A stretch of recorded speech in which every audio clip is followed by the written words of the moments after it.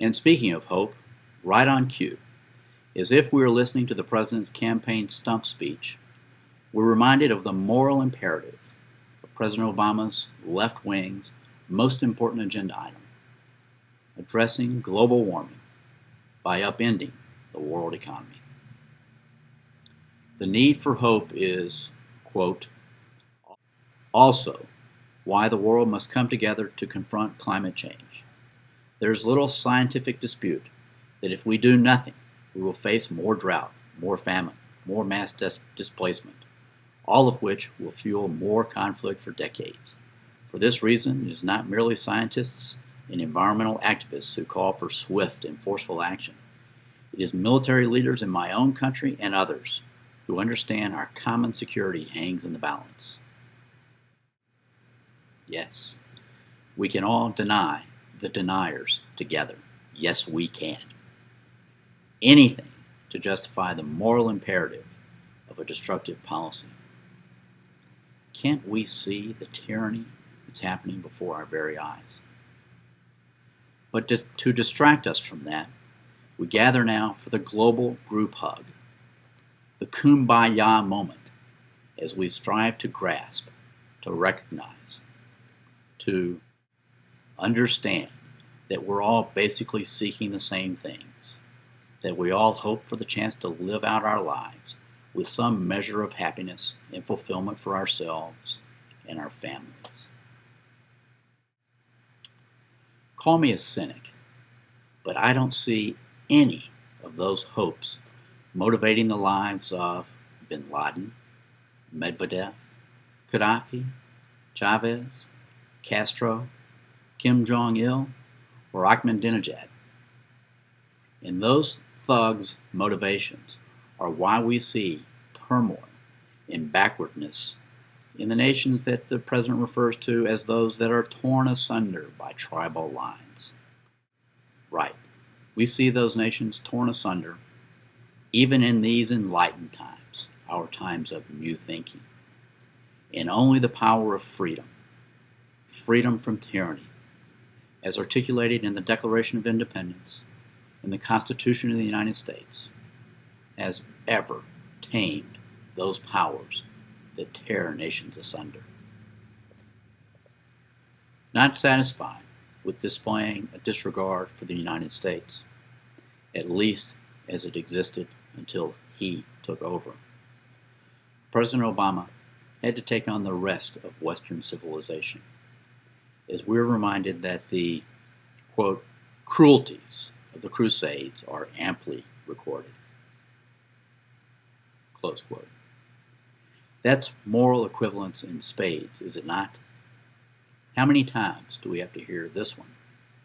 First, the Crusades happened centuries ago.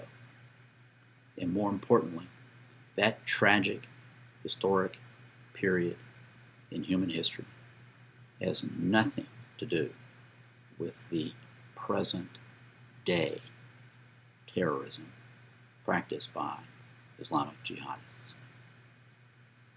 For comparison, Cain murdered Abel. Our lesson is that murder is a tragic part of the human condition. But as it turns out, I've never heard Cain nor Abel mentioned in any murder trial, not even OJ's. Speaking of religion, the president continues, saying, "For the one rule that lies at the heart of every major religion is that we do unto others as we would have them do unto us." Actually, I'm no theological scholar, but I think the golden rule is uniquely Christian. Kill the infidel is hardly synonymous with turn the other cheek. And that lesson in religiosity is followed by yet more humility. President Obama notes that, quote, even those of us with the best of intentions will at times fail to right the wrongs before us. He uses the first person quite often, usually in the singular. But isn't it pretty clear that he includes himself in the us that have the best of intentions? Hopeful that we're near the end of this speech, we're ready for the crescendo, the climax that brings it all together. Instead, we get tripe. First, quote, "We do not have to think that human nature is perfect for us to still believe that the human condition can be perfected." Well, actually, Mr. President, we don't think it can be perfected. Mr. President, see the rest of your speech and all of human history if you need a little bit of evidence. Then we're exhorted to carry on, make the world a better place, and live by the examples of a soldier, a protester, and a mother. Without demeaning any of those role models, may we ask what they share, other than a common human dignity and an extra dose of bravery? How do we live by their example? Which pillar of the Obama peace regimen do we support with their examples? Maybe they're in the speech merely for hypnotic effect, as emotive symbols that conjure up heroic thoughts and lend themselves to colorful speechifying. We'll sum up with an observation about the praise of the speech, turning again to Miss Parker of the Washington Post. She writes, "And so the reluctant warrior who set out to save the world from pestilence, plague, and global warming now must also wage war against both an ideological foe as well as his own temperament. Leadership is not for cowards." That says it all. First, is he really at war with himself? I shudder. But if so, I pray that he'll keep it to himself.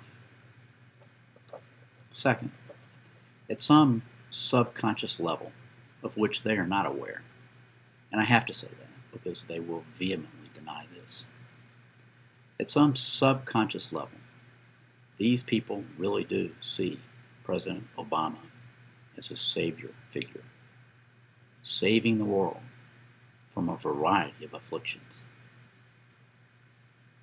Odd is that vision of the presidency, not to mention extra-constitutional.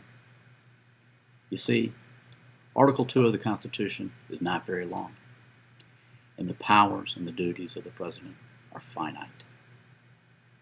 Making the state, embodied by this president, the solver of all problems, making him the solver in chief, is the progressive's goal. And if we watch quietly while this president burns the Constitution of the United States, we will get the tyranny that we deserve. We can do better. May God bless America.